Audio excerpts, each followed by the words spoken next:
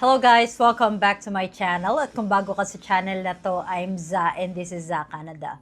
Today we have a new topic and it's all about a fake nurse who illegally operated in Vancouver Island. Kung ano yan at kung ano yung chika na yan, panoorin hanggang dulo.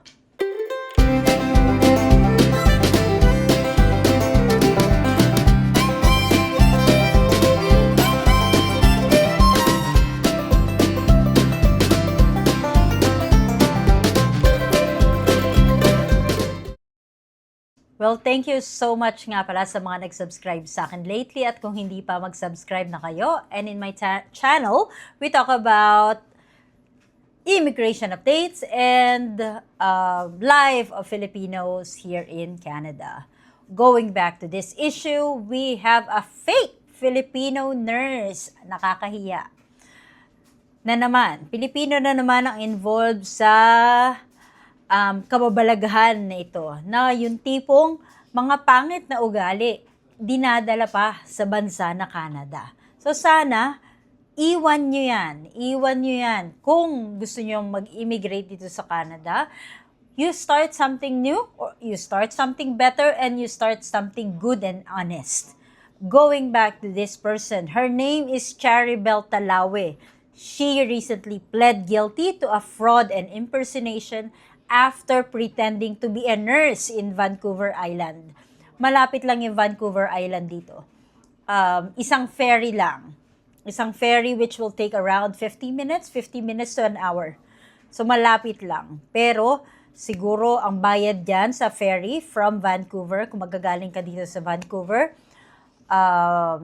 well, it really depends upon your location. Kung malapit ka naman dun sa daungan ng barko, then it will only take you an hour or less than an hour to get there, to get to Vancouver Island. But, kung galing ka sa medyo gitna ng, let's say, for example, nasa downtown ka, then it will take you like 30 to 40 minutes or 50 minutes. It really depends upon the traffic jam. So, minsan, or if you have your own car as well. So, if you have your own car, mas mabilis kang makapunta sa port. Additionally, kung gusto mo pumunta sa Vancouver Island, well, tip lang to, okay? Trivia lang. You can also bring your own car. Kumbaga, pwede mong isakay yung sarili mong sasakyan sa ferry. And with Charibel Talawe, well, she caused such a stir na i-involve pati ang mga police to issue advisories para mag-alert yung public. Para i-alert yung public para sa scam na ginagawa niya o dun sa panloloko na sinisimulate niya sa mga tao. Well, imagine a person who applied for a nursing job with fake documents, not just one fake paper, but marriage certificate, finake niya, health card, citizenship, at pati change affidavit. So lahat yan pinresent niya at ibinigay niya sa isang rural community dito sa Vancouver. Her background is, she is Charibel, who's in her 30s, was never a registered nurse, hindi, but she tried to work in a hospital setting. She used multiple aliases like Charibel, Bell, and Eves Engelhart. I don't know how did I pronounce it correctly. Diba, ang taray, ang lakas maka-Hollywood ng pangalan. So, yon. So, police believe these Police believe these offenses started way back December 2023 around Greater Victoria. Ayan, nakapunta na kami dyan sa Victoria. While the case was unfolding, she fled to the US. So, habang siguro napansin niya na, nahuhuli na pala ako. Malapit na ako mabuking. Pumunta siya sa US. Pero, walang lihim na hindi nabubunyag. She was later arrested in Idaho and brought back to Canada. Again, don't run from law enforcement unless nag-audition ka sa Fast and Furious. Okay? Kung gusto mo mag-audition din sa Fast and Furious, baka. So what happened legally? Well, Chari Bell pled guilty to 3 counts of fraud, 2 counts of impersonation, 1 count of forgery, and 5 counts of breaching release order. Parang credit card fraud, pero sa healthcare. 'Di ba? She received a global sentence of 18 months na may credit for time she already spent in custody. Meaning, she'll serve about 4 more months plus 2 years probation. So, real talk lang. Bakit ito importante? Okay? Kasi, healthcare is built on trust. So, imaginein mo, pumupunta ka sa isang ospital, tapos nandyan si Chari Bell, na hindi pala totoong nurse, na wala palang course na kinuha para sa pagiging nurse. Kailangan niya mag-injection ngayon. So, imagine mo, kung ikaw yung natapat kay Chari Bell at kailangan niya mag-injection, ano kaya mangyayari sa nerve mo? 'Di ba? It's either mamatay ka o uminit ang ulo mo kasi hindi niya matagpuan kung saang vein niya itutusok yung needle. Parang si Kurt. Si Kurt, mahirap yan. Pag natatapat siya sa isang nurse na hindi marunong, may time na ang hirap hanapin ng ugat niya. Pero pag expert na yung gumagawa, madali lang.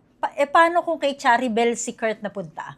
Kamusta naman? It's either uminit ng ulo ni Kurt, lumipat ng ibang ospital, o kung ano pang mangyari. So, this is built on trust. Healthcare is built on trust.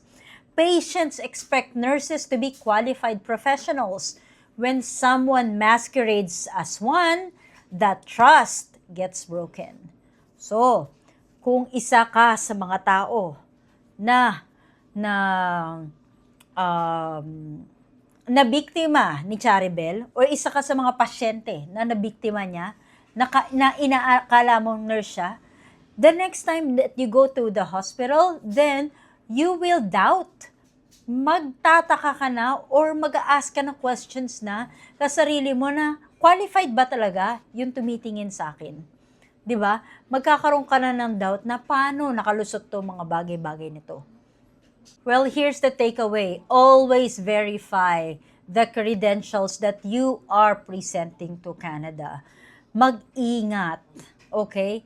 Magsabi ng totoo. Kung wala ka naman talaga na education background or kung wala ka naman talagang experience dun sa ina-applyan mong trabaho, then don't do it. Kasi buong buhay mo ang maaapektuhan. So most probably, this person, let's just say that she finished her sentence in let's say in 2 years, kasi 18 months, di ba? Or in less than 2 years, then hindi natin alam kung anong pwede mangyari sa kanya. Or employers have their own, employers have the right to do police background check. And if they saw your name as one of the previous people na nanloko ng tao, then paano ka pa makakahanap ng trabaho? 'Di ba? It's not all about being deported in the Philippines. It's not all about being deported someplace else, but yung trust para sa ibang tao, o para makuha mo ulit yung trust ng ibang tao na pagkatiwalaan ka na bigyan ka ng bagong trabaho, hindi mo agad makukuha yun. And at the same time, if you are a person who's located right now outside Canada at nagbabalak ka na pumunta dito gamit ang fake documents, again, don't do it because there is misrepresentation. And that is 5 years ban here in Canada. Hindi lang sa Canada, sa iba't ibang bansa like Australia, US, at yung mga ibang country na sinishare nila yung information. Okay? So, that should be it for now dito sa video na to. Sana may natutunan kayo. At laging tatandaan, hindi kailangan maraming pera, basta may peace of mind. Honesty is the best policy. Idagdag ko yan. Okay? So, that should be it. Thank you for watching. I'll see you again next time. Bye-bye.